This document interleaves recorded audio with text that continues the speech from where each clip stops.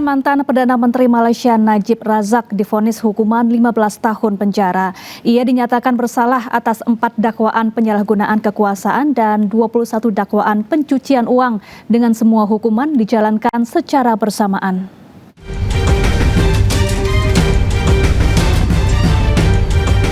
Mantan Perdana Menteri Malaysia Najib Razak dijatuhi hukuman 15 tahun penjara setelah dinyatakan bersalah atas 4 dakwaan penyalahgunaan kekuasaan dan 21 dakwaan pencucian uang dengan semua hukuman dijalankan secara bersamaan. Setelah sidang pengadilan di Putrajaya pada hari Jumat, pengacara Razak menegaskan pihaknya kecewa atas putusan tersebut dan berjanji akan mengajukan banding. Sebelumnya Najib dituduh menggelapkan hampir 2,2 miliar ringgit atau sebesar 700 juta dolar Amerika Serikat dari dana kekayaan negara 1MDB lebih dari 1 dekade lalu. Mantan pemimpin Malaysia itu dinyatakan bersalah pada tahun 2020 dan dijatuhi hukuman selama 12 tahun penjara karena menyalahgunakan sekitar 9,9 juta dolar Amerika Serikat dana 1MDB. Hukumannya kemudian dikurangi menjadi 6 tahun. Although we are extremely disappointed, but we are not surprised with the result because we sort of anticipated it. In fact, from the beginning. Yeah. So while we are disappointed, we are more agitated, not in a bad way, but agitated to do better in the appeal because by Monday we will file the appeal. Mantan Perdana Menteri Malaysia Najib Razak akan tetap berada di penjara Kajang di Selangor. Tempat hukuman yang dijalaninya saat ini akan berakhir pada Agustus 2028 sebelum memulai masa hukuman barunya selama 15 tahun. 16 lansia tewas terjebak kobaran api saat kebakaran panti jompo di Kota Manado. Penyebab kebakaran hingga saat ini masih diselidiki polisi.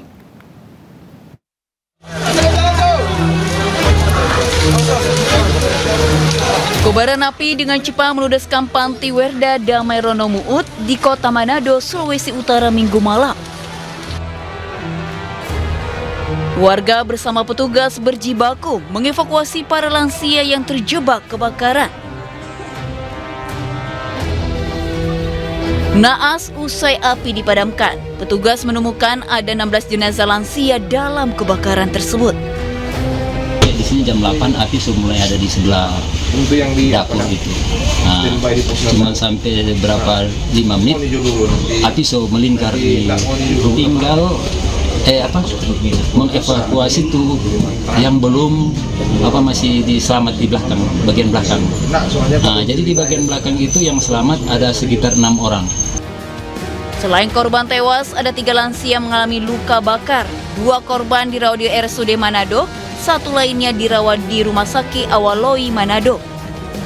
Sementara belasan jenazah dibawa ke Rumah Sakit Bayangkara Kota Manado untuk proses identifikasi. Hingga kini penyebab kebakaran panti masih terus diselidiki. Dari Kota Manado, Jeffrey Langi, iNews melaporkan. Dan untuk mengetahui informasi terkini, kita telah terhubung dengan rekan Jeffrey Langi di Rumah Sakit Bayangkara Kota Manado, Sulawesi Utara. Selamat siang, Jeffrey. Bagaimana jalannya proses identifikasi para korban?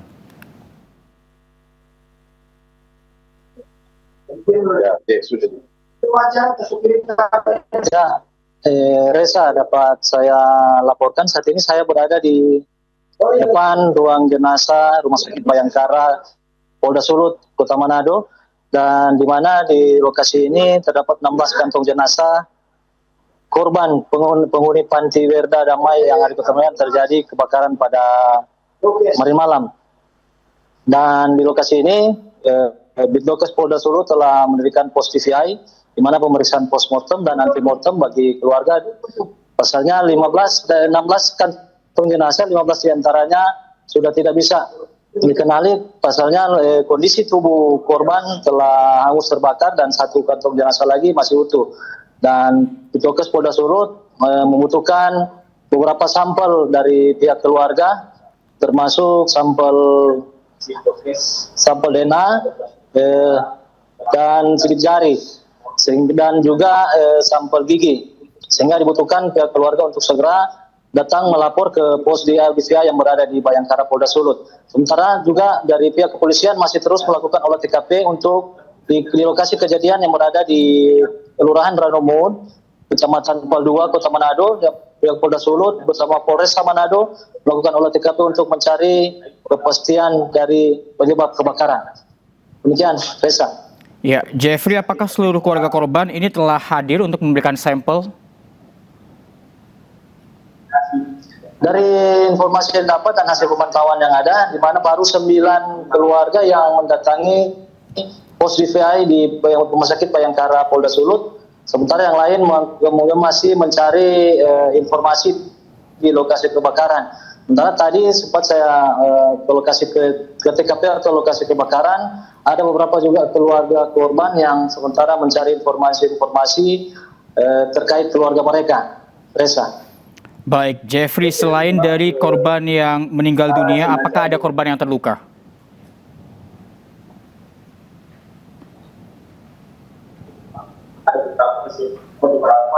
Jeffrey?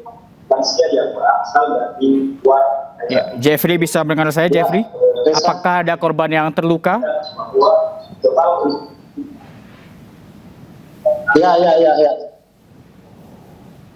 Ya, dapat saya laporkan selain 16 orang yang ditemukan meninggal dunia dan di mana secara keseluruhan terdapat 35 penghuni panti, di mana 16 orang itu ditemukan meninggal dunia dan 16 orang ditemukan selamat. 3 diantaranya dirawat di rumah sakit karena mengalami luka bakar. Rumah sakit itu dipusatkan di Rumah Sakit Umum Daerah Kota Manado dan Rumah Sakit Awalui. Ya, Reza. Ya, Jeffrey, untuk sementara penghuni panti lainnya dievakuasi kemana?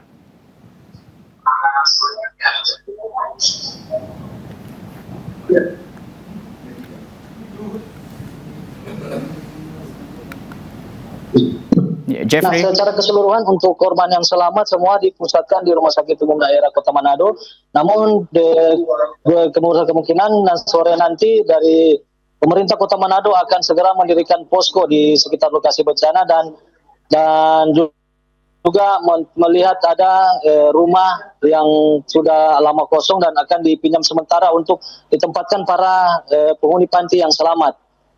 Reza. Baik, terima kasih Jeffrey Langi melaporkan langsung dari Rumah Sakit Bayangkara Manado, Sulawesi Utara. Kami terus tunggu update. Selamat siang, selamat bertugas kembali. Dan pemirsa, kita beralih ke informasi berikutnya. Sebuah kapal PDC tenggelam usai diterjang angin kencang di perairan Sarangan, Kota Denpasar, Bali. Para penumpang panik dan terjun ke laut.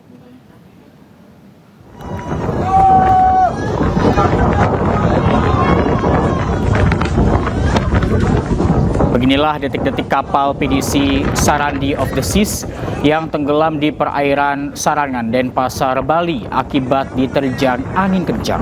Kapal yang sedang diperbaiki di pelabuhan Sarangan ini tiba-tiba diterjang angin hingga menyebabkan kapal miring dan perlahan tenggelam. 3 kru dan 8 teknisi yang berada di atas kapal panik hingga terjun ke laut.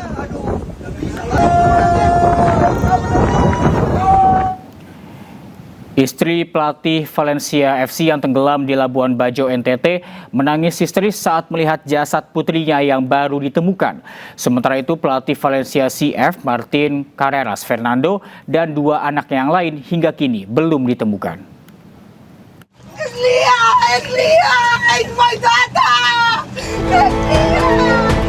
Mar Martinez Ortuno menangis histeris menyaksikan putri kesayangannya telah terbujur kaku di dalam kantong jenazah. Mar adalah istri dari pelatih tim sepak bola Spanyol putri Valencia CF, Martin Carreras Fernando, yang hingga kini belum ditemukan. Martin dan 3 anaknya tenggelam saat menaiki kapal motor Putri Sakinah di perairan Labuan Bajo, Nusa Tenggara Timur.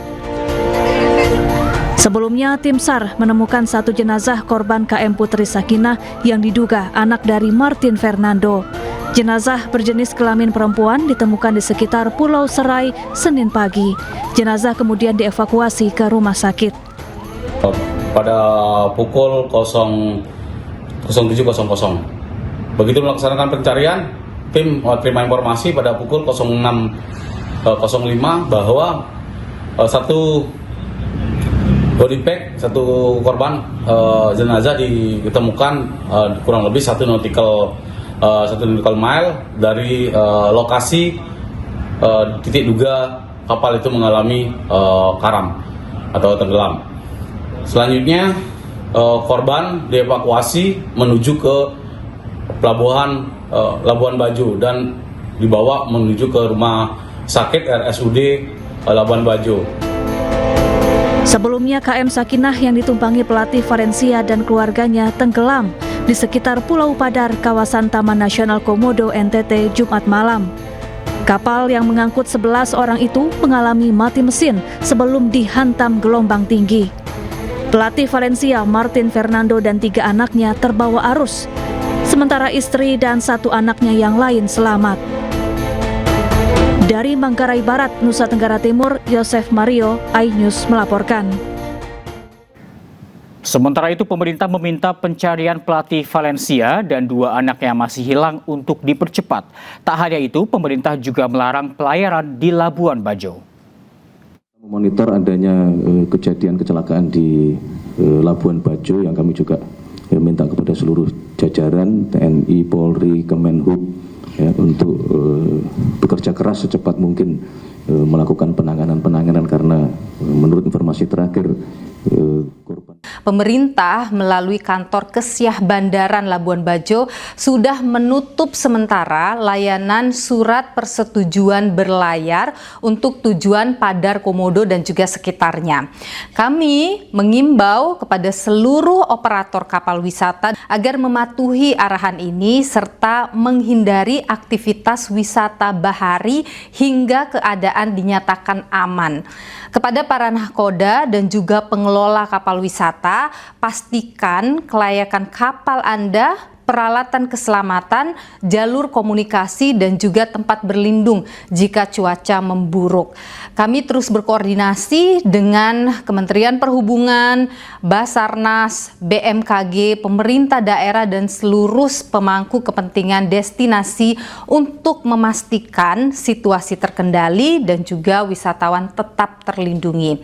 Saya berharap wisatawan tetap waspada, mengikuti informasi resmi, dan jangan memaksakan perjalanan laut di tengah cuaca. Kita beralih ke informasi lain, pemirsa. 1 keluarga ditemukan tewas dibunuh di rumahnya di Kecamatan Besuki, Situbondo, Jawa Timur. Ibu dan anak ditemukan tewas di kamar, sedangkan ayahnya tergeletak di kamar mandi.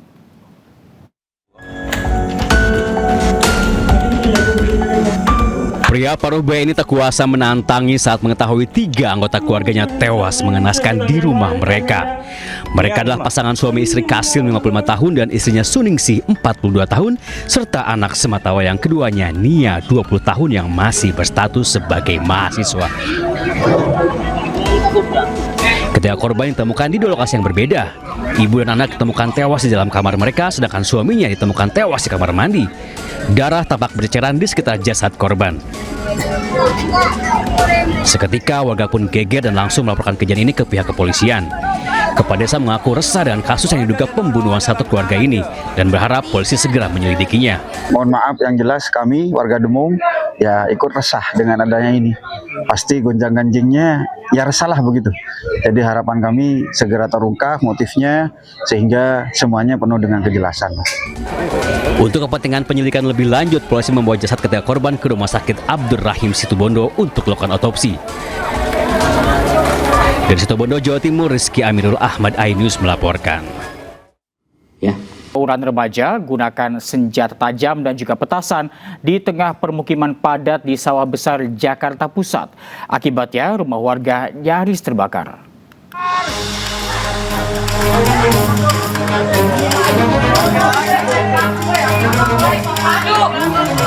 Berbekal senjata tajam berukuran besar, 2 kelompok pemuda terlibat aksi tawuran di tengah permukiman padat penduduk di Jalan G, Karanganyar, Jakarta Pusat. Kedua kubu saling serang menggunakan batu dan petasan. Serangan petasan sempat mengenai rumah warga hingga membuat atap salah satu rumah yang dijadikan tempat usaha cuci motor nyaris terbakar. Menurut warga, tawuran terjadi usai subuh, melibatkan dua kelompok remaja yang tinggal di Jalan B dan kelompok remaja di Jalan Kartini. Meski belum diketahui jelas pemicunya, namun warga mengaku sangat khawatir karena tawuran bisa membahayakan warga dan menimbulkan kebakaran. Kira-kira jam 5 kurang antara anak B2 dengan Kartini atau Lapendos yang membahayakan, membawa senjata tajam dan juga membawa petasan dan hampir saja membakar spanduk rumah saya yang ada di sini. Warga berharap pihak kepolisian bergerak cepat menangkap para pelaku, mengingat aksi tawuran di masa libur Nataru terjadi hampir setiap malam. Dari Jakarta, Rani Sanjaya, iNews melaporkan. Ini ada beberapa fotonya. Itu yang pertama, oke. Kemudian yang kedua, ada beberapa pihak, sedikit pihak yang masih membandingkan bencana sekarang dengan bencana-bencana sebelumnya. Jadi saya mau sampaikan begini, setiap bencana punya tantangan sendiri, butuh penanganan sendiri. Dan yang pasti setiap pemerintah di kala itu pasti ingin yang terbaik dan yang tercepat untuk memulihkan, ya. Dan sekarang ini kita sudah masuk dalam 1 bulan pasca bencana, 1 bulan pertama, dan alhamdulillah pemerintah, kita semua di sini, termasuk Anda rekan-rekan pers dan semua yang ada di sana, dalam 1 bulan ini kita ada hasil konkret. Apa itu?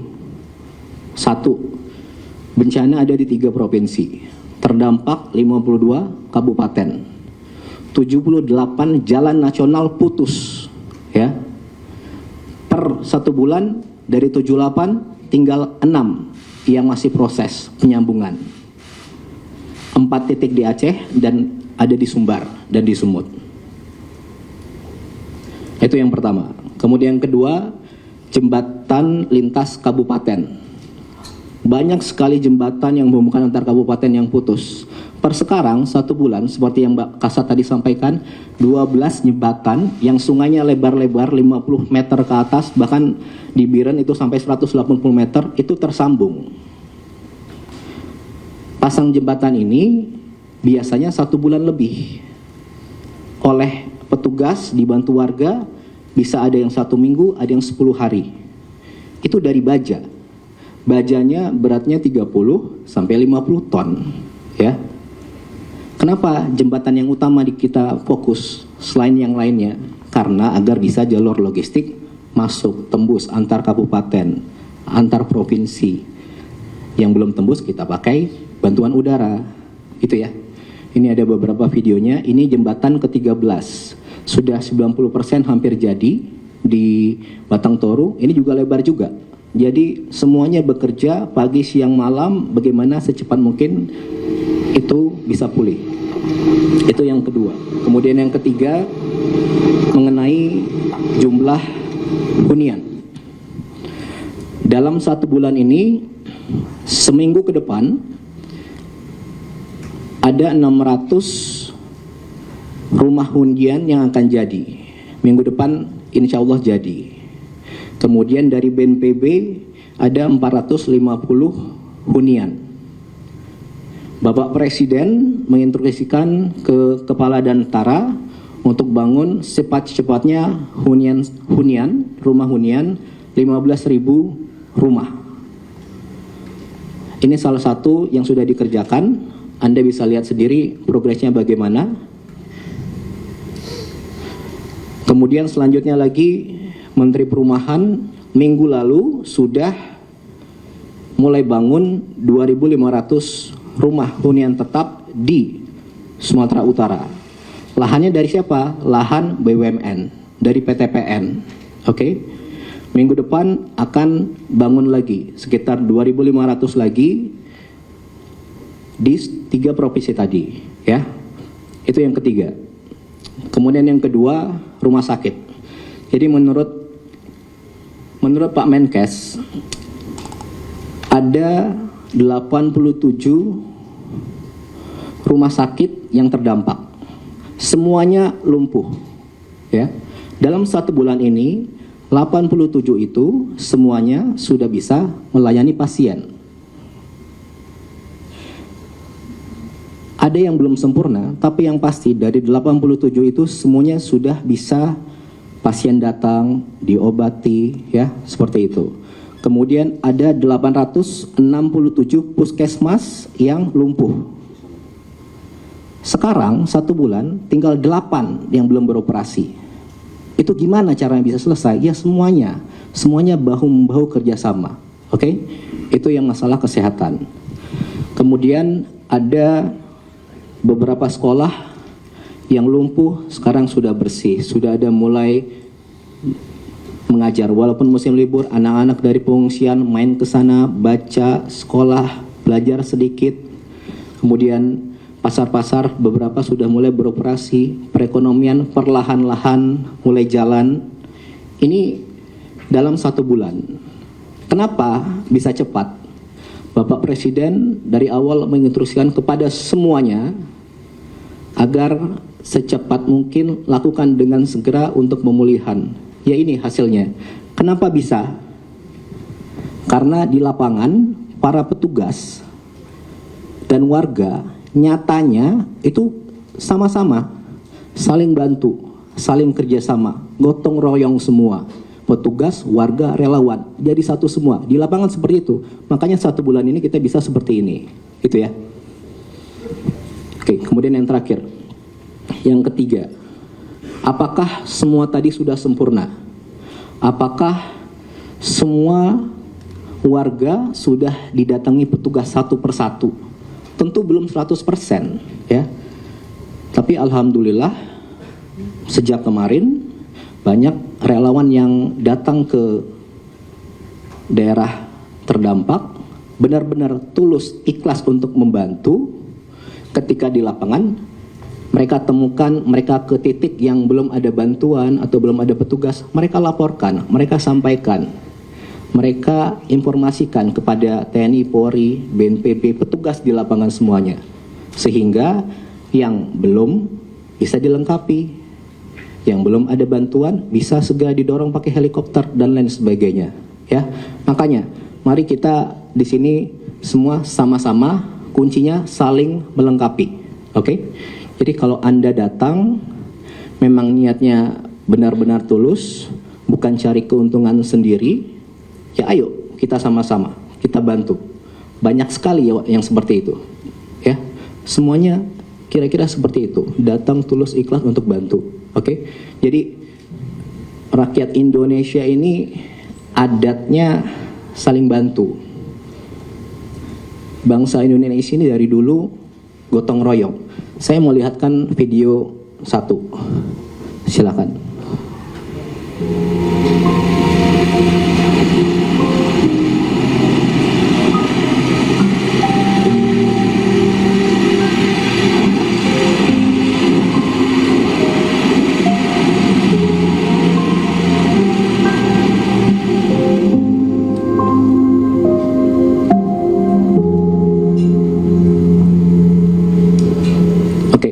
Jadi saya mau sampaikan begini, ini mohon maaf, itu mereka warga kecil, sedang terkena musibah di desa yang ujung, gitu ya.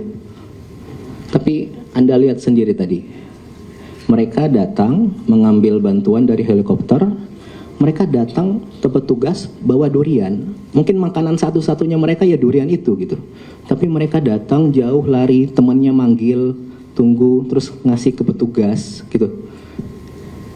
Kenapa bisa kayak gitu? Karena ada kebersamaan di situ, ya, saling melengkapi di situ. Jadi karena mereka tahu semuanya ini sedang sama-sama berusaha, ya. Oke.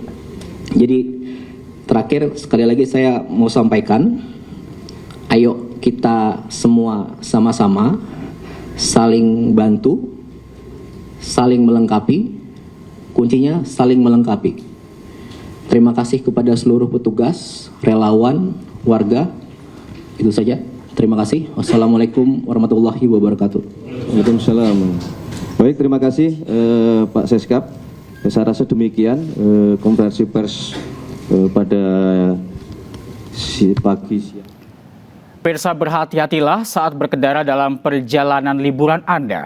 Sebuah minibus berisi 6 wisatawan terguling di jalanan curam dan menanjak di kawasan pantai Pelabuhan Ratu, Sukabumi, Jawa Barat. Petugas mengevakuasi sebuah minibus yang terguling di tanjakan Cisarakan, Sukabumi, Jawa Barat. Mobil berisi 6 wisatawan ini terbalik di tengah jalan hingga menutupi jalan alternatif Cikidang, Pelabuhan Ratu. Peristiwa bermula saat mobil yang sedang berupaya melintasi tanjakan tiba-tiba terhambat kendaraan lain di depannya. Mobil ini pun terhenti di tengah tanjakan. Saat hendak kembali melaju, mobil diduga tak kuat menanjak hingga mundur dan terguling. Di depan tuh ada mobil sama ada motor. Katanya motornya nggak kuat. Akhirnya yang ini jadi ikut diem kan. Terus pas mau naik lagi udah nggak kuat jadinya mundur. Terus ngeguling. Pada saat kejadian Akang di dalam mobil itu? Iya. Posisinya di kursi mana? Di belakang sopir. Di belakang sopir. Nah, semua penumpang itu pada saat itu langsung gimana? Langsung menyelamatkan diri kah atau seperti apa begitu terguling? Tenangin dulu, terus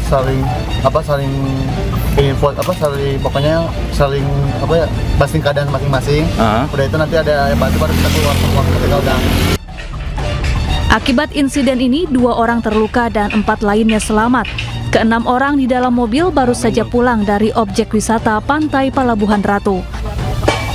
Dari Sukabumi, Jawa Barat, Budi Setiawan, iNews melaporkan. Pemirsa, libur Natal dan Tahun Baru, lebih dari 15.000 penumpang tiba di Stasiun Pasar Senen, Jakarta Pusat.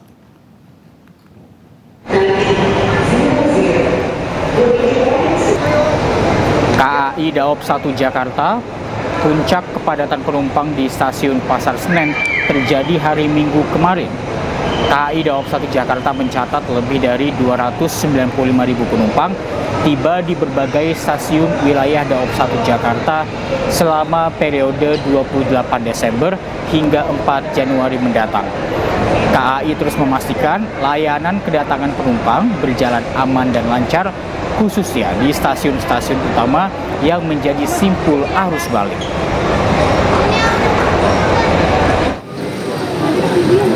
Jumlah penumpang kembali melonjak di Bandara Soekarno-Hatta, Tangerang. Pengelola Bandara Soekarno-Hatta mencatat ada peningkatan jumlah penumpang sebanyak 172.000 atau naik 22% dari hari biasanya. Pengelola Bandara Internasional Soekarno-Hatta juga memprediksi lonjakan penumpang akan terus terjadi hingga berakhirnya masa libur Natal dan Tahun Baru.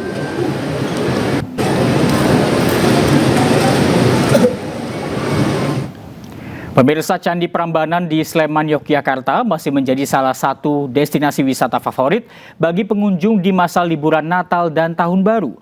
Tercatat sejak awal bulan Desember hingga jelang akhir tahun ini, jumlah pengunjung atau wisatawan di Candi Prambanan menembus angka 238.841 orang.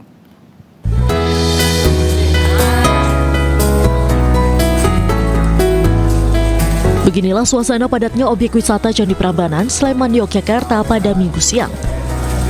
Pada liburan akhir tahun ini, tingkat kunjungan wisatawan baik Nusantara maupun mancanegara seakan tidak menurun, bahkan mengalami puncaknya. Ribuan pengunjung tampak antusias menikmati keindahan candi peninggalan agama Hindu tersebut sambil berfoto selfie, swafoto maupun mengabadikan video bersama keluarga. Antusiasme pengunjung untuk berlibur ke Candi Prambanan mulai terlihat sejak pintu masuk candi hingga ke area 3 candi besar di Kompleks Candi Prambanan. Pada masa liburan Nataru ini, jumlah pengunjung di Candi Prambanan mencapai hampir 3 kali lipatnya dibandingkan dengan hari biasanya. Candinya masih asri, bagus, masih banyak wisatawan juga yang menjaga ketertiban candi. Terus masyarakatnya juga masih melestarikan Candi Prambanan. Berdasarkan data dari InJourney Destination Management atau pengelola Candi Prambanan, tercatat pada awal bulan Desember hingga jelang akhir tahun ini, jumlah pengunjung atau wisatawan di Candi Prambanan menembus angka 238.841 orang. Dari Sleman, Yogyakarta, Heru Trijoko, iNews melaporkan. Batu Secret Zoo di Jawa Timur Park 2 masih menjadi spot wisata favorit pengunjung yang berlibur ke Malang, Jawa Timur. Ratusan wisatawan libur Natal dan Tahun Baru memadati Batu Secret Zoo sejak loket dibuka pada pukul 9 pagi. Sejak awal libur sekolah hingga menjelang penghujung tahun ini, jumlah wisatawan yang berkunjung terus meningkat dan diprediksi akan berlangsung hingga awal Tahun Baru 2026 mendatang.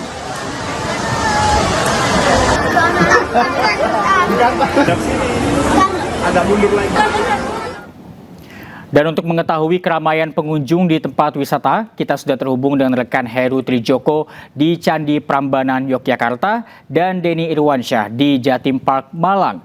Selamat siang, rekan-rekan, kita ke Heru Trijoko terlebih dahulu. Bagaimana keramaian wisatawan di Candi Prambanan di momen liburan kali ini, Heru?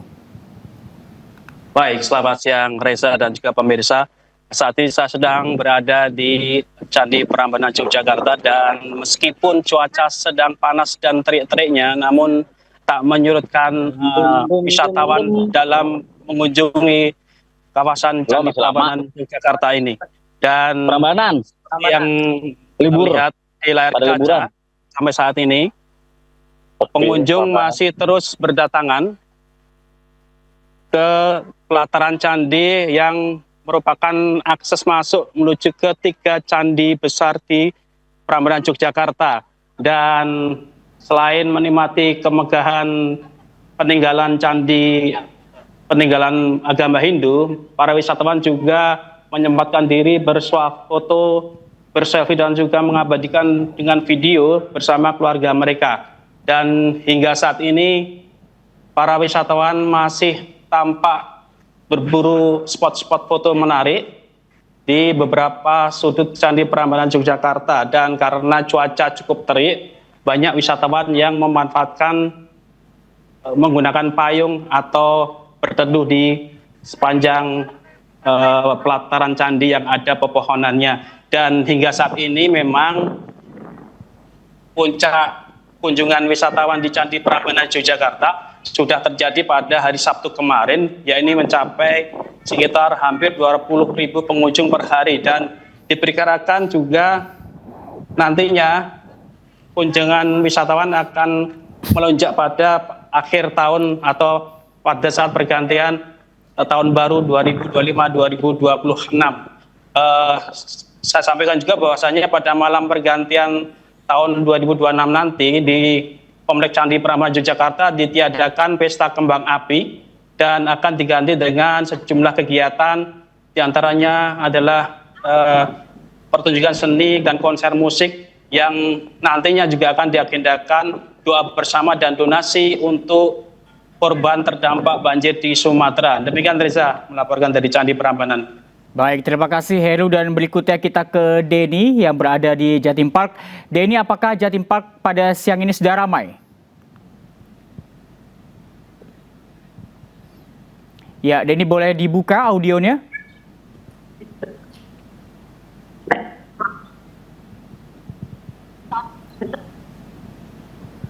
Ya, silakan Denny dengan laporan Anda. Baik, selamat siang Reza dan pemirsa. Saat ini saya sedang berada di Jatim Park 2. Meskipun ini hari Senin, tapi merupakan puncak dari liburan Nataru di tahun 2025 ini. Bisa saya tunjukkan kepada pemirsa, seperti inilah kondisi Jatim Park 2 di Batu Secret Zoo sejak buka.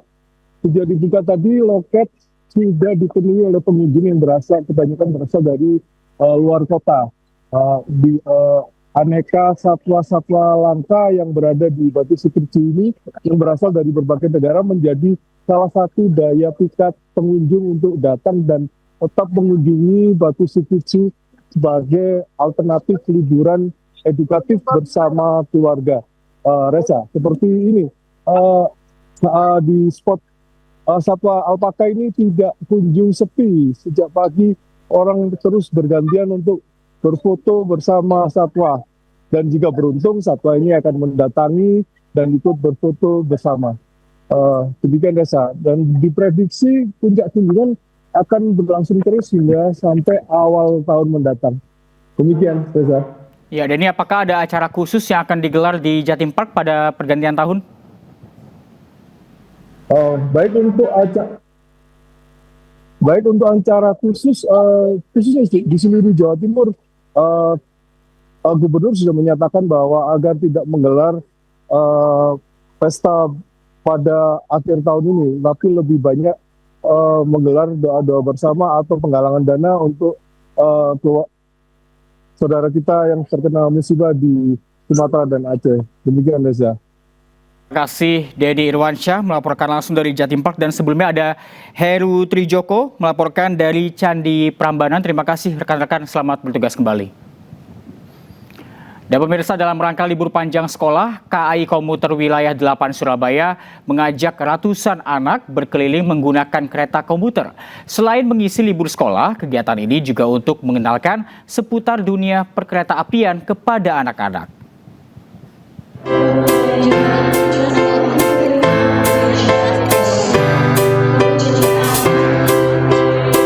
Diantar sekaligus ditemani ibu, puluhan anak ini mengantre menunggu kedatangan kereta api komuter di stasiun Surabaya Gubeng. Raut wajah ceria dan bahagia anak-anak tampak jelas ketika melihat kedatangan kereta api di stasiun.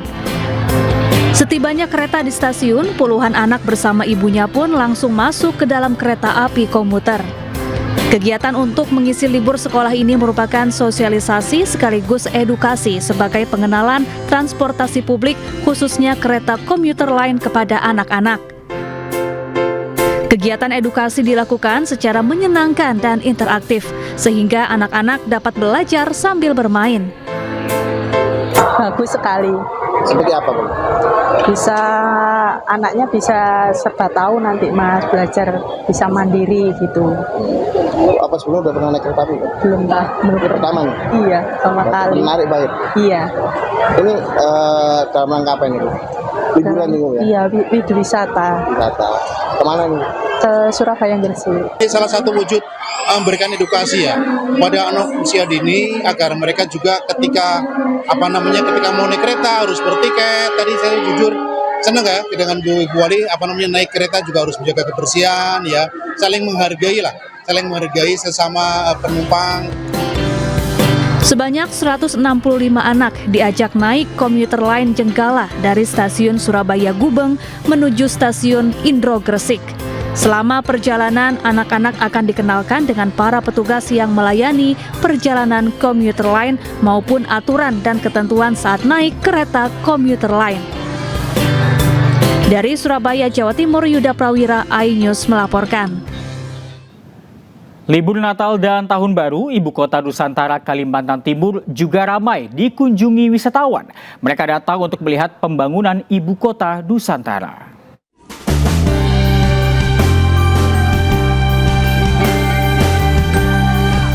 Masyarakat dari berbagai daerah datang berkunjung ke Ibu Kota Nusantara untuk menghabiskan waktu libur Natal dan Tahun Baru.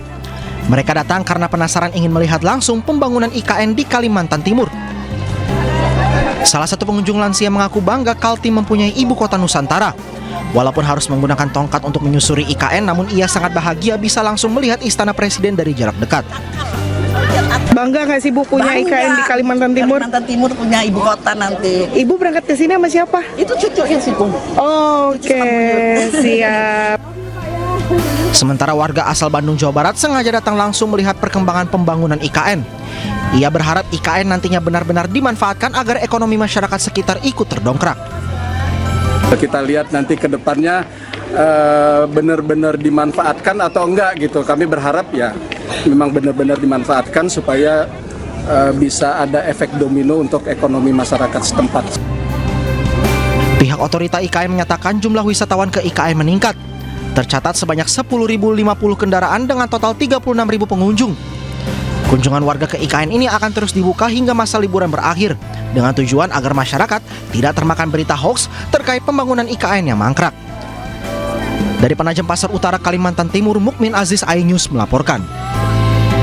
Pemirsa, hujan deras kembali memicu longsor dan banjir bandang susulan di Kabupaten Agam, Sumatera Barat, Minggu sore. Sejumlah akses jalan strategis putus total dan sebuah kendaraan minibus terjebak material lumpur di pantai Ngarai Sianok.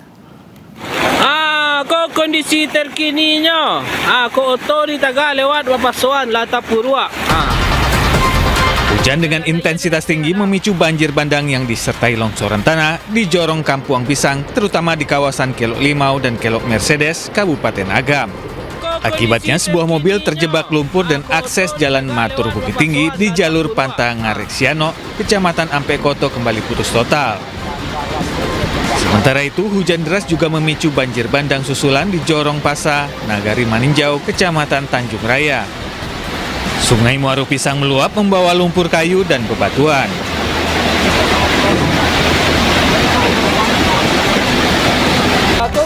Akibatnya, akses jalan Lubuk Basung Maninjau kembali putus total. Ayah kadang. Sekian. Tugas kepolisian dan aparat gabungan bersama warga berupaya mengevakuasi warga ke tempat yang lebih aman. Kawasan ini diketahui sudah 4 kali diterjang galodo atau banjir bandang berlumpur sejak akhir November lalu.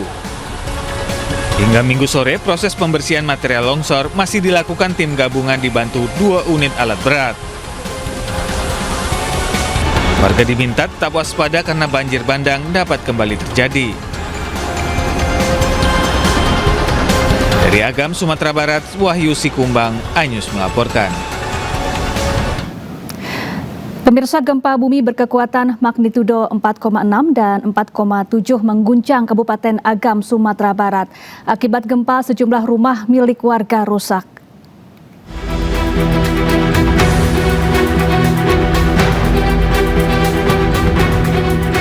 Gempa berkekuatan magnitudo 4,6 dan 4,7 membuat sejumlah penghuni kos di Kota Bukit Tinggi, Sumatera Barat panik dan berlari keluar menyelamatkan diri.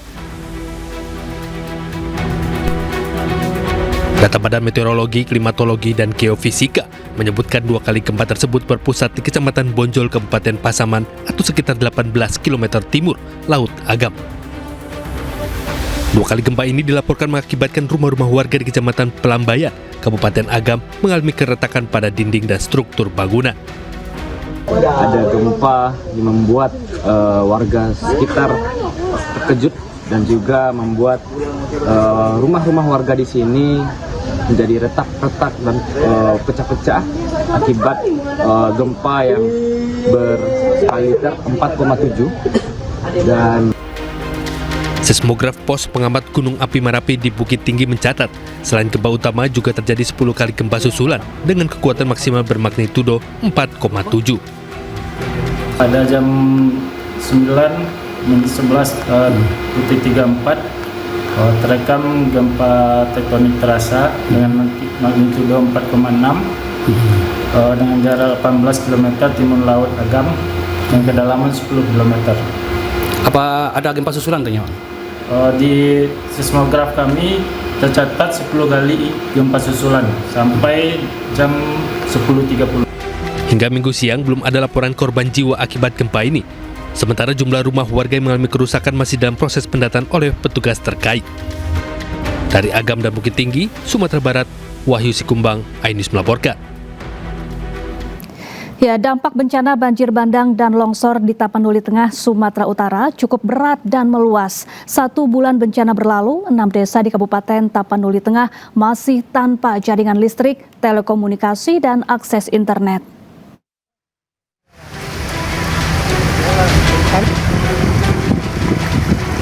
Enam desa di Kabupaten Tapanuli Tengah, Sumatera Utara masih terisolir akibat bencana banjir bandang dan longsor. Jaringan listrik, telekomunikasi, dan akses internet masih terputus di Desa Parsingkaman, Naga Timbul, Sibiobio, Siologo, Tapian Nauli Saur Manggita, dan Said Nihuta Kalangan 2. Bupati Tapanuli Tengah Masinton Pasaribu mengatakan alat berat menjadi fokus utama dalam upaya percepatan pemulihan khususnya untuk membuka akses jalan yang terputus. Kita akan tentukan nanti mana yang desa yang harus bisa kita relokasi di antara itu, karena memang medannya juga kurang. Dalam kondisi normal aja akses ke desa tersebut juga sangat sulit. Sementara jumlah korban meninggal dunia akibat bencana banjir dan longsor di Tapanuli Tengah mencapai 133 orang. Dari Tapanuli Tengah, Sumatera Utara, Sukriyadi iNews melaporkan. Kita ke informasi lain, pemirsa. Pemerintah Kota Tangerang Selatan menetapkan status tanggap darurat pengelolaan sampah selama 14 hari terhitung sejak tanggal 23 Desember 2025 hingga 5 Januari 2026. Menurut Kepala Dinas Komunikasi dan Informatika Kota Tangerang Selatan, TB Asep Nurdin, status tanggap darurat ditetapkan untuk mempercepat penanganan persoalan sampah yang terjadi di wilayah Tangerang Selatan. Periode darurat sampah bisa diperpanjang apabila hasil evaluasi menunjukkan penanganan lanjutan. Sementara itu, pagi ini gunungan sampah terlihat di Pasar Jombang, Ciputat, Tangerang Selatan, Banten. Gunungan sampah menimbulkan bau tak sedap di sekitar lokasi yang membuat omset pedagang di Pasar Jombang menurun hingga 50%.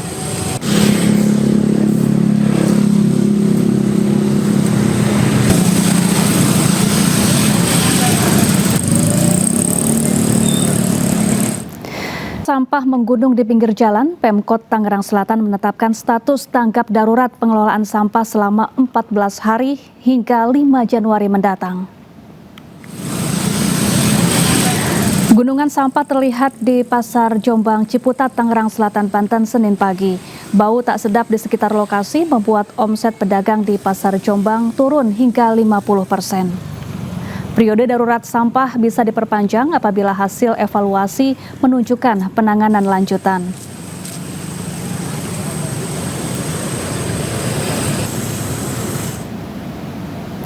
Ya, untuk mengetahui gunungan sampah di Tangerang Selatan, kita terhubung dengan rekan jurnalis iNews, ada Nunung Purnomo. Selamat siang, Nunung. Bisa diperlihatkan kepada kami seperti apa kondisi sampah yang menumpuk di sana dan hingga saat ini bagaimana penanganannya?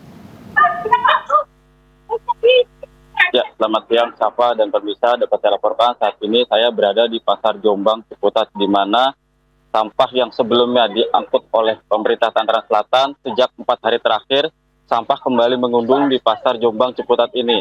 Dan ketinggian sampah pun di sini mencapai 3 meter, begitu Safa. Diperlihatkan kepada kami situasi terkini di sana, mengapa kemudian sampah-sampah ini terlihat kembali menumpuk di sana, padahal kemarin sudah diangkut. Ya, saya akan menunjukkan kondisi terkini di Ya, ini merupakan kondisi terkini tumpukan sampah yang ada di Pasar Jombang atau tepatnya di Jalan Jombang Raya. Dapat kita lihat di sini tumpukan sampah sendiri setinggi hingga 3 meter lebih dan ya, ini Safa. Ya, Nunung, dalam sehari ada berapa truk yang datang ke sana untuk mengangkut sampah-sampah ini ke tempat pembuangan akhir? Ya, sejak 4 hari terakhir ini menurut pedagang sekitar, sampah-sampah yang ada di depan Pasar Jombang ini tak lagi diangkut oleh pemerintah Tangerang Selatan. Hal ini dikarenakan kondisi TPA Cipejang sendiri sedang dalam perbaikan. Meski demikian, pemerintah Tangerang Selatan sendiri sudah menambah sekitar 27 unit armada untuk mengangkut sampah yang ada di Tangerang Selatan sendiri. Dan dapat saya laporkan juga, pemerintah Tangerang Selatan juga telah bekerjasama dengan pemerintah Serang untuk mengangkut sampah-sampah yang ada di Tangerang Selatan sendiri. Begitu, Safa. Ya. Apakah ini merupakan satu-satunya lokasi tempat pembuangan sampah bagi warga sekitar yang ada di sana? Ya, umumnya di depan Pasar Jombang ini sampah-sampah sendiri merupakan sampah-sampah dari Pasar Jombang itu. Namun tadi saya melihat ada sejumlah warga yang memang membuang sampah rumah tangganya di area ini, begitu Safa. Baik, Baik, terima kasih Nunung Purnomo langsung dari Tangerang Selatan, Banten. Kita ke informasi selanjutnya, pemirsa. Diduga cekcok masalah warisan, seorang pria di Goa, Sulawesi Selatan tega menikam pamannya menggunakan tombak. Akibatnya korban terluka parah di bagian dada dan kaki.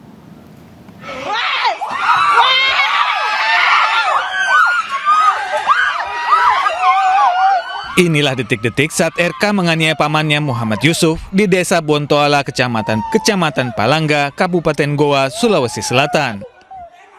Usai menikam pamannya, pelaku berusaha kabur namun berhasil ditangkap warga. Akibat dianiaya dengan tombak, Muhammad Yusuf mengalami 2 luka tusukan di dada dan kaki. Ia kemudian dilarikan warga ke IGD RSUD Syekh Yusuf untuk mendapatkan perawatan medis. Penikaman ini terjadi setelah korban dan pelaku RK terlibat cekcok masalah pembagian harta warisan. Penikaman, maksud orang ditikam? Tikam, ya. Kenapa bisa itu? Saya juga tidak tahu. Makanya korban datang. Sekitar jam berapa itu tadi kejadiannya? Baru. Iya.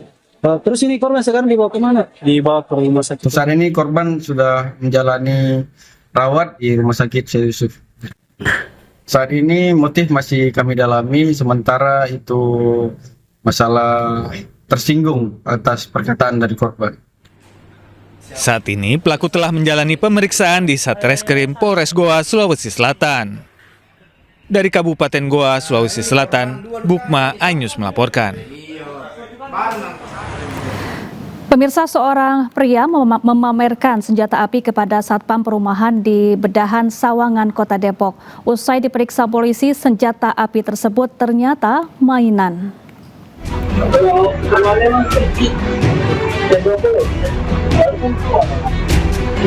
Seorang pria membuat resah warga setelah memamerkan senjata api kepada satpam perumahan di Bedahan Sawangan, Depok, Jawa Barat.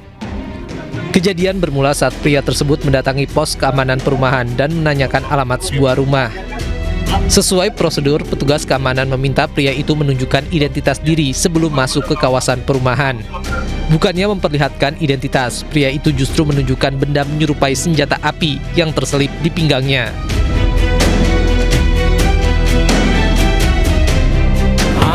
Ketuanya apa? Dia bilang mau mijit. Saya bilang yang mijit siapa nih? Pak, ya plus nggak? Dia bilang gitu kan. Plus. Mohon maaf Pak, saya minta identitasnya dulu. Ada, dia geser kemari depan pos. Nah, dia bilang plus nggak tuh dia? Saya bilang enggak. Oh, ya takutnya nggak benar kata dia. Akhirnya dia buka jaket, nunjukin pistol. Aparat kepolisian bergerak cepat dan mengamankan pelaku. Kapolsek Bojongsari, Kompol Fauzan menjelaskan bahwa benda yang ditujukan pelaku bukanlah senjata api sungguhan. Benda menyerupai senjata api tersebut dibeli pelaku melalui toko online. Pelaku tidak ada maksud mengancam security tersebut, hanya menunjukkan senjata. Tapi setelah kita amankan pelaku, kita lakukan pemeriksaan bahwa barang tersebut bukan senjata api, melainkan adalah korek api, dan ini pun keadaannya sudah rusak, lengkap dengan sarung senjatanya ini. Karena tidak terpenuhi unsur pidana, pelaku hanya diberikan pembinaan serta diminta membuat surat pernyataan dan menyampaikan permohonan maaf kepada petugas keamanan dan masyarakat. Dari Depok, Jawa Barat, Yung Rizky, iNews melaporkan. Pemirsa, pelaku pembunuhan mahasiswi di Banjarmasin ternyata anggota polisi berpangkat Bribda. Motif pembunuhan dipicu cinta segitiga.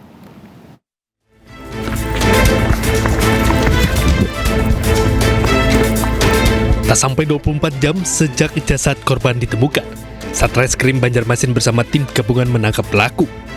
Terduga merupakan oknum anggota Polri berpangkat Bribda yang bertugas di Satuan Samapta Polres Banjarbaru. Peristiwa tragis ini terjadi pada Rabu dini hari di kawasan Jalan Ahmad Yani kilometer 15. Kasus diduga bermotif cinta segitiga.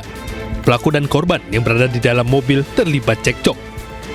Setelah korban berniat membongkar hubungan gelap mereka, kepada calon istri pelaku panik dan menganiaya korban hingga tewas. Jasad korban dibawa ke Banjarmasin dan dibuang ke saluran drainase kawasan kampus Sekolah Tinggi Ilmu Hukum Sultan Adam.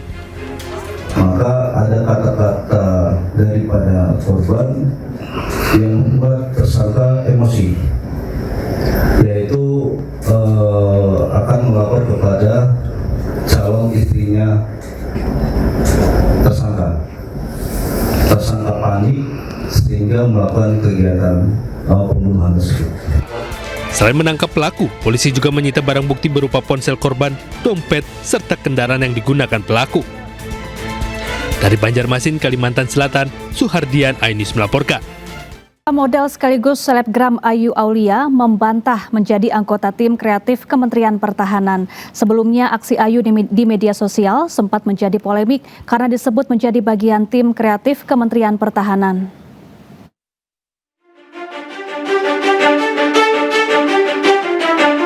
Model sekaligus selebgram Ayu Aulia mendadak jadi sorotan publik setelah namanya dikaitkan sebagai bagian dari tim kreatif Kementerian Pertahanan. Kabar viral ini dipicu unggahan Ayu Aulia dalam kasus Instagramnya saat menghadiri sebuah acara organisasi kemasyarakatan Gerakan Bela Negara Membangun Indonesia. Ayu memberikan judul unggahannya dengan pelantikan. Ia pun turut berpose di sebuah gedung bertuliskan Dewan Pertahanan Nasional. Ayu Aulia pun menegaskan kehadirannya hanya sebagai anggota Ormas GBNMI yang membantu penyebaran program bela negara melalui jalur kreatif dan komunikasi publik. Ayu juga menegaskan keterlibatannya bersifat sukarela dan tidak menerima bayaran. Dan di sini aku mau menyampaikan bahwasannya aku tidak digaji, memang terpanggil jiwa nasionalisme saya karena saya warga Indonesia yang baik dan merasa bahwasannya harus membela negara dan jiwa merah putih saya luar biasa. Menurut saya ya semua orang bisa dan boleh untuk masuk ke bela negara. Sementara Ketua Umum GBNMI Faisal Manaf menegaskan ormasnya bukan bagian dari struktur resmi Kementerian Pertahanan. Kehadiran publik figur seperti Ayu Aulia dimaksudkan agar pesan bela negara dapat menjangkau lebih luas. Jadi organisasi Gerakan Bela Negara Membangun Indonesia ini adalah ormas bela negara yang memang dibentuk direkomendasi dari Kementerian Pertahanan, dalam hari ini Dijen Porhan. Tetapi organisasi ini bukan organisasi bagian dari Kemhan, bukan. Jadi ormas biasa, ormas bela negara, yang tujuannya adalah untuk mendukung program Kementerian Pertahanan dalam bela negara. Sementara itu, Kementerian Pertahanan juga menegaskan Ayu tidak memiliki hubungan struktural maupun non-struktural dengan Kementerian Pertahanan. Karohumas Setjen Kemhan Brigjen Riko Ricardo Sirait menyampaikan pihaknya tidak pernah melantik, mengangkat, atau memberikan penugasan apapun kepada Ayu Aulia sebagai tim kreatif Kementerian Pertahanan. Pemirsa, volume kendaraan meningkat di sejumlah lokasi pada momen libur Natal dan Tahun Baru. Untuk mendukung kenyamanan para pengendara selama berlibur, Pertamina Patraniaga memastikan pasokan BBM di sejumlah SPBU.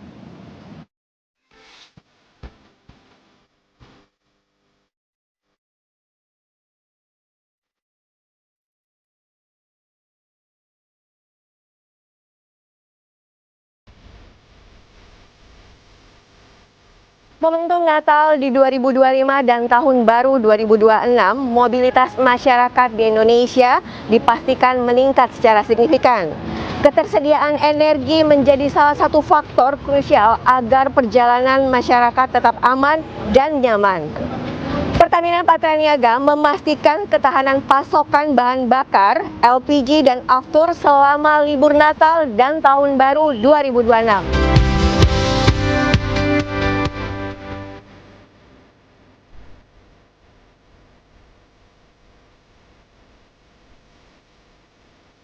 Saat ini kami memastikan bahwa SPBU di KM 57 dan beberapa SPBU lainnya telah siap untuk melayani masyarakat, khususnya dalam menyambut Natal dan Tahun Baru 2025-2026.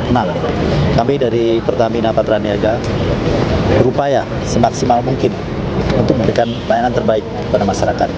Dan pada kesempatan ini, pada Nataru kali ini, kami membawa tagline melayani sepenuh hati dari seluruh jajaran Pertamina Patraniaga akan berusaha bahwa layanan ini betul-betul kita curahkan kepada masyarakat agar selama Nataru ini masyarakat dapat merayakan dengan riang gembira, dapat juga menjalin silaturahmi dengan keluarganya, dan juga bagi yang melakukan ibadah juga bisa melakukan ibadah dengan baik.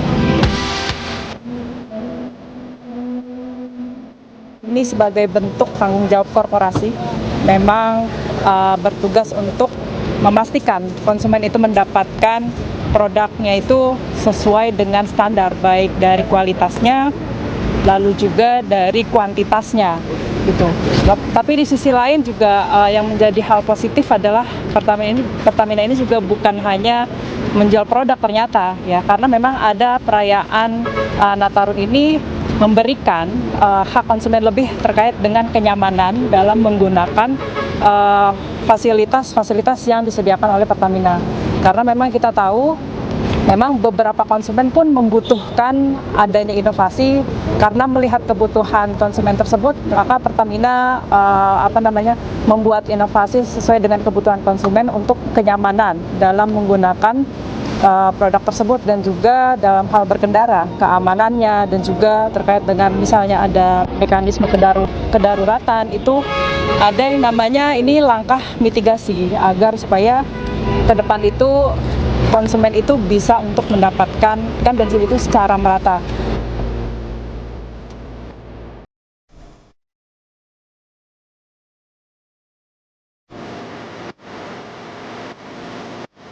Untuk meningkatkan layanan bagi masyarakat yang melakukan perjalanan Nataru, Pertamina Patraniaga menyiapkan 34 titik gratis Serambi My Pertamina. Fasilitas ini menjadi ruang singgah sementara bagi pelaku perjalanan darat, laut, dan udara.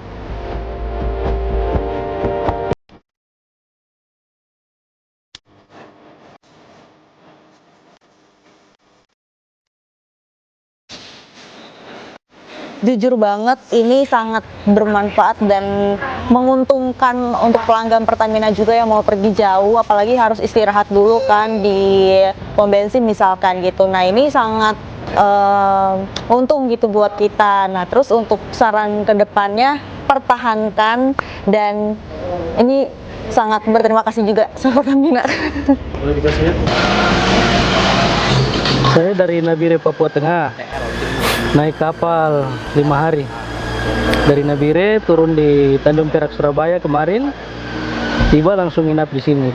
Tadi pas kebetulan ajak anak-anak main tadi yang sewa-sewa permainan, terus kebetulan lewat ditawarin, terus kita pikirnya bayar, tahu-taunya gratis. Jadi ya ini luar biasa, maksudnya dari Pertamina ya, jarang-jarang. Kalau di Papua itu tidak ada seperti ini, baru pertama. Di setiap perjalanan dan momen perayaan, Pertamina Patraniaga siap melayani, menghadirkan energi yang menghidupkan semangat, menghangatkan kebersamaan, dan mengiringi Indonesia menyambut awal yang baru.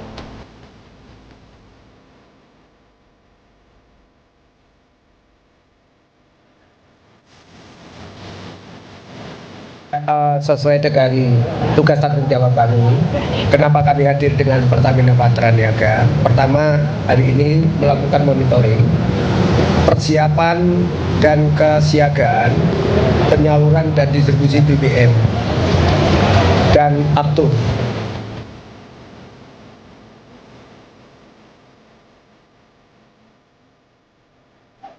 Sangat membantu, ya sangat membantu. Jadi saya untuk setiap bulan rutin servis sama olinya itu udah nggak ngeluarin dana lagi. Dapat gratis, dan ini pas anaknya liburan sekolah juga mau ganti semester kan. Nanti semester 2 bisa ganti tas baru. Kita kan di jalan ya butuh bahan bakar Pertalite itu, jadi lumayan lah nggak ngeluarin dana untuk jadi ongkosnya nggak dipotong untuk beli bensin gitu.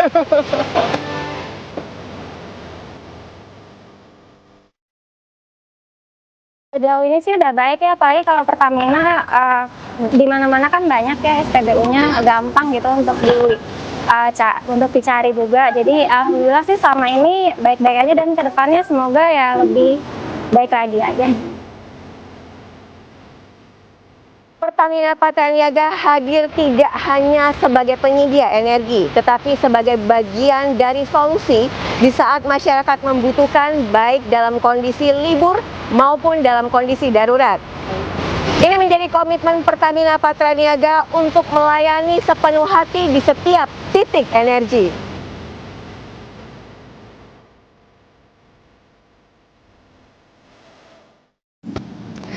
Sejak dilantik awal September 2025, Menteri Keuangan Purbaya Yudi Sadewa telah melakukan sejumlah gebrakan yang mendulang sorotan publik. Selain itu, Purbaya juga dikenal dengan gaya koboynya yang blak-blakan namun tegas.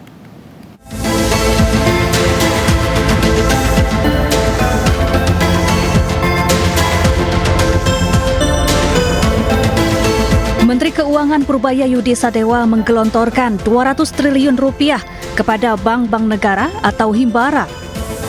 Kucuran dana fantastis ini bertujuan mendorong penyaluran kredit ke sektor real sehingga aktivitas perekonomian meningkat. Meskipun awalnya Direktur Utama Bank mengaku tak sanggup mengalokasikan dana sebesar ini, namun kebijakan ini jalan terus. Purbaya tegas memberantas praktik impor pakaian bekas ilegal. Ia melarang barang bekas dari luar negeri masuk tanpa izin resmi, apalagi dijual baik di pasar maupun platform digital. Bisnis thrifting ini dinilai merugikan negara dan industri lokal. Purbaya juga kerap melakukan inspeksi mendadak kepada anak buahnya. Ia bahkan mengultimatum para pegawai Kementerian Keuangan agar jujur dan disiplin dalam bekerja. Ia pernah mengancam akan memecat pegawai Bea Cukai yang diduga kerap nongkrong di kafe saat jam kerja. Selain itu, Purbaya juga rutin menelepon layanan kering pajak untuk mengetahui kualitas dan kecepatan pelayanan. Purbaya kemudian membuat hotline Lapor Pak Purbaya untuk menerima pengaduan masyarakat. Yang tak kalah jadi sorotan, Purbaya menunda kenaikan cukai rokok hingga tahun 2026. Ia ingin fokus pada pemberantasan rokok ilegal untuk menjaga penerimaan, memulihkan industri hasil tembakau dan meningkatkan lapangan kerja. Selain kebijakannya yang out of the box, gaya koboi blak-blakan terkesan santai namun tegas juga kerap mendulang perhatian publik. Pemirsa, bom waktu utang proyek kereta cepat Jakarta-Bandung mulai terlihat di tahun 2025. Pemerintah menyiapkan sejumlah skema untuk menyiasati utang senilai 116 triliun rupiah.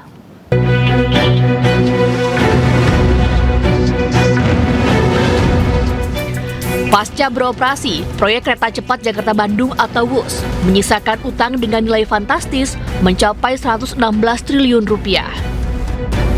Utang ratusan triliun itu tak hanya menjadi beban bagi konsorsium BUMN yang terlibat, namun juga membuat pemerintah pusing 7 keliling. Hingga saat ini segala skema pembayaran tengah digodok, termasuk restrukturisasi utang yang akan diajukan Danantara bersama Menteri Keuangan Purbaya dan Menko Infrastruktur Agus Harimurti Yudhoyono ke Cina. Kalau emang kita harus terlibat, saya mau lihat termnya seperti apa. Jadi mengamankan term buat kita juga, buat pemerintah Indonesia juga. Berarti ada peluang pakai APBN, Pak? Peluang pakai APBN tetap ada ya, Pak? Itu saya nggak tahu, nanti kita lihat negosiasinya seperti apa. Sebelumnya, Ketua Dewan Ekonomi Nasional Luhut Binsar Panjaitan juga menekankan pentingnya restrukturisasi utang proyek WUS. Melalui restrukturisasi ini, maka jangka waktu pembayaran utang mungkin akan diperpanjang sehingga beban keuangan menjadi lebih ringan. Sementara itu, Chief Operating Officer Danantara menjanjikan persoalan utang proyek WUS akan segera rampung. Danantara menargetkan kesepakatan solusi akan selesai di penghujung tahun 2025. Mengenai hutang dalam pembangunan, ya ini hutang dalam pembangunan ya, karena pembangunannya kan equity-nya terbatas, tapi sisanya hutang. Ini akan kita pelajari dan kita negosiasikan untuk memberikan manfaat terbanyak untuk kita. Diresmikan Joko Widodo akhir 2023, proyek kereta cepat Jakarta-Bandung menelan anggaran hingga 118,37 triliun. 2 tahun beroperasi, namun belum mendatangkan laba. Kini negara malah terjerat utang kepada Cina. Tim Liputan, iNews melaporkan.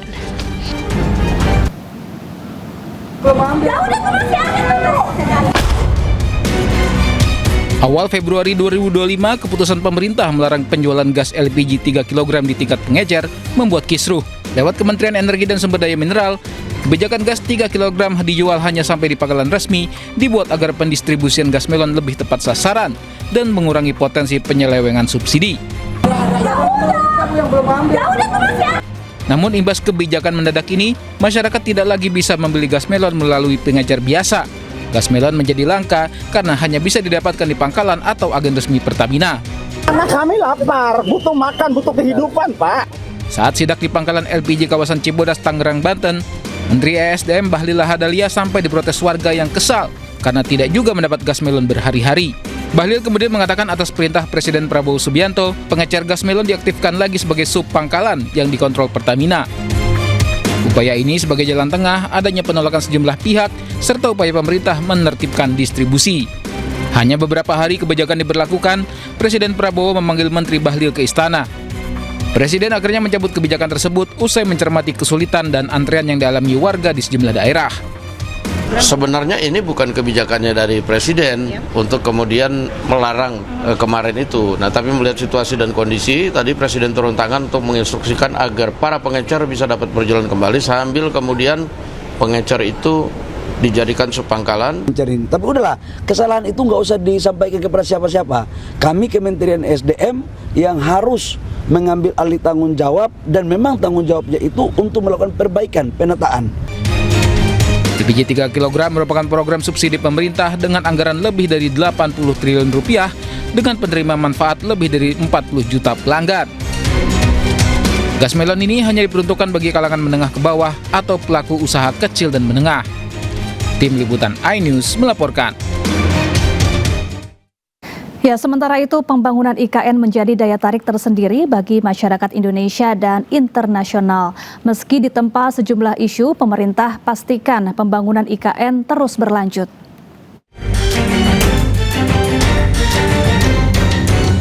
Ibu kota Nusantara menjadi sorotan di tahun 2025 ini. Media internasional sempat menyebut IKN akan menjadi kota hantu. Isu ini diperkuat dengan pemotongan anggaran IKN oleh pemerintah. Namun isu ini langsung dibantah oleh pemerintahan Presiden Prabowo. Pembangunan IKN pun dipastikan tetap berjalan. Tak hanya isu kota hantu, IKN pun sempat membara saat kebakaran terjadi di salah satu gedung yang sedang dibangun pada Oktober 2025. Meski tak ada korban jiwa, namun keamanan bangunan di IKN menjadi sorotan. Selain itu, isu prostitusi marak di IKN menuai reaksi publik. Kepala Otorita IKN Basuki Hadi Mulyono pun buka suara dan memastikan sudah tidak ada lagi prostitusi di IKN. Meski diterpa sejumlah isu, namun pembangunan IKN terus berlanjut. Kepala Staf Kepresidenan M. Kodari menegaskan IKN akan menjadi ibu kota politik Indonesia. Fasilitas 3 pilar utama kenegaraan pun harus sudah siap pada 2028. Saat ini sejumlah pegawai kementerian dan lembaga sudah mulai menetap di IKN. Badan Pusat Statistik mencatat penduduk IKN didominasi Gen Z dengan 27,20% dan diikuti oleh generasi milenial sebanyak 23,53%. Sementara pada tahun 2025, penduduk IKN didominasi oleh penduduk usia produktif dengan proporsi sebesar 67,91%. Sementara saat ini total penduduk di IKN mencapai 147.427 jiwa. Saat ini kantor wakil presiden di kawasan inti pusat pemerintahan sudah selesai dibangun. Masjid Nusantara dan Basilika Nusantara juga terus dikebut pembangunannya. Sementara jalan tol IKN diuji coba mulai 20 Desember 2025 hingga 4 Januari 2026. Atasi pengangguran di Indonesia, pemerintah terus berusaha menciptakan lapangan kerja. Program magang berbayar diluncurkan dengan anggaran mencapai 1,4 triliun rupiah.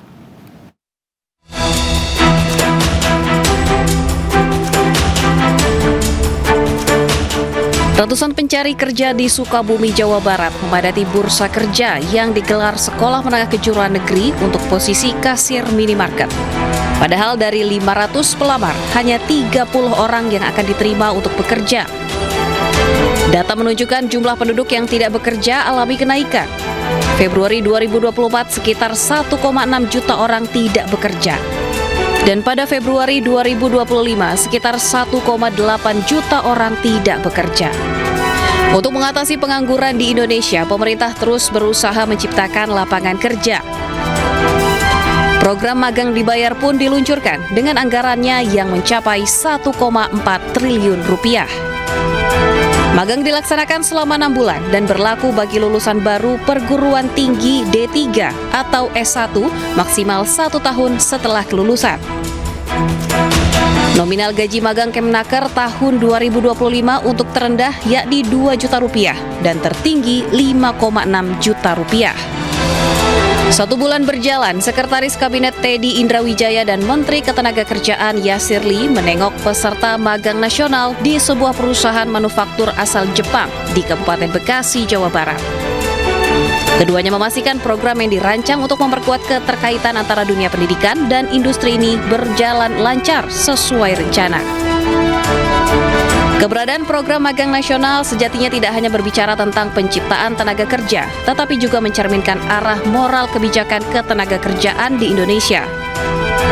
Dalam masyarakat yang masih diwarnai kesenjangan kesempatan dan ketimpangan akses pendidikan, program magang Kemenaker 2025 seharusnya bisa membuka lapangan pekerjaan yang lebih luas hingga angka pengangguran di Indonesia bisa turun.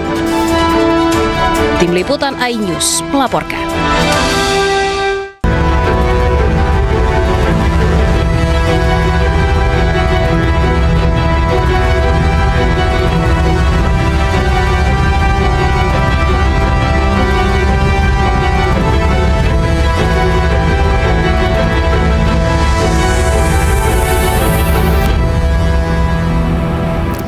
Mantan Perdana Menteri Malaysia Najib Razak divonis hukuman 15 tahun penjara. Ia dinyatakan bersalah atas 4 dakwaan penyalahgunaan kekuasaan dan 21 dakwaan pencucian uang dengan semua hukuman dijalankan secara bersamaan.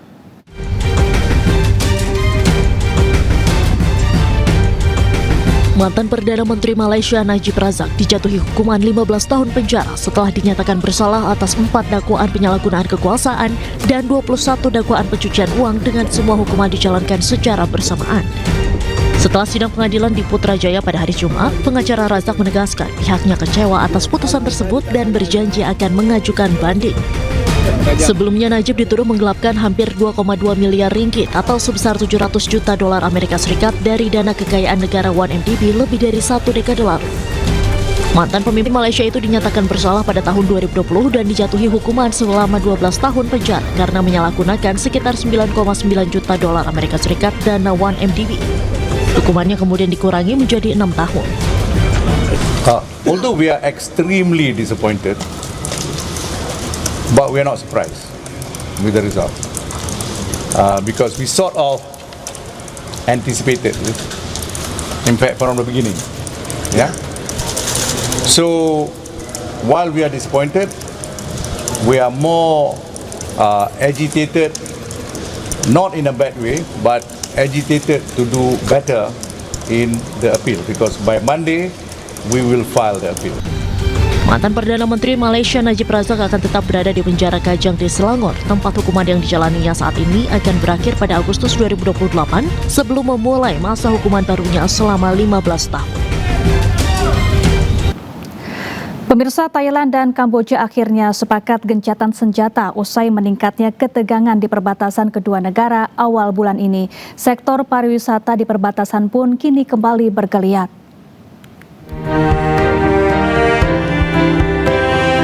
Thailand dan Kamboja menandatangani perjanjian gencatan senjata pada hari Sabtu ketika delegasi kedua negara bertemu di pos pemeriksaan perbatasan di Provinsi Chanthaburi, Thailand.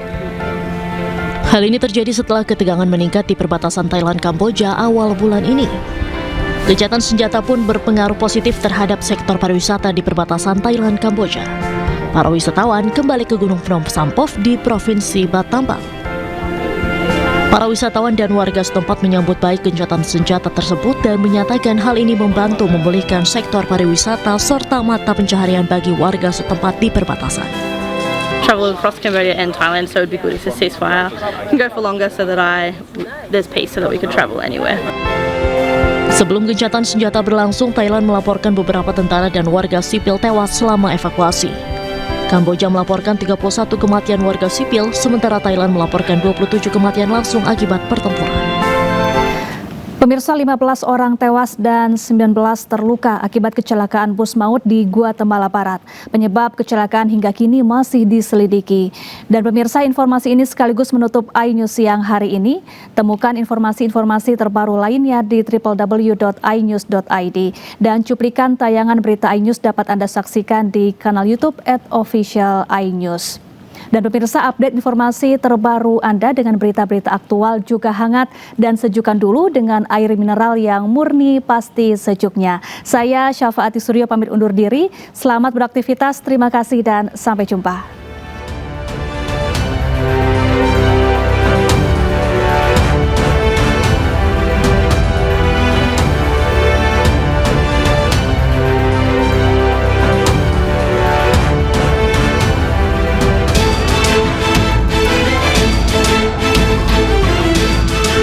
Sedikitnya 15 orang tewas dan 19 lainnya luka-luka dalam kecelakaan bus di Totonicapan, Guatemala Barat, Jumat malam waktu setempat. Bus yang membawa sekitar 50 orang tersebut jatuh ke jurang sedalam beberapa meter di kilometer 174 Jalan Raya Lintas Amerika. Sebanyak 18 ambulans, 10 regu, dan 3 kendaraan penyelamat dari petugas pemadam kebakaran dikerahkan beberapa saat setelah kecelakaan terjadi. Polisi mengatakan pengemudi bus masih ditahan, sementara penyelidik berupaya menentukan penyebab kecelakaan tersebut. Hablamos de 11 hombres, 3 mujeres y una menor de edad fallecidas. De parte de bomberos voluntarios se han trasladado 19 personas heridas a diferentes centros asistenciales. Dentro de ellos Aníbal García, Saúl López Mardoqueo. Sebelumnya pada bulan Februari lalu kecelakaan maut bus penumpang juga terjadi di Guatemala. Bus mengalami kerusakan rem dan terperosok ke jurang yang mengakibatkan 54 orang tewas.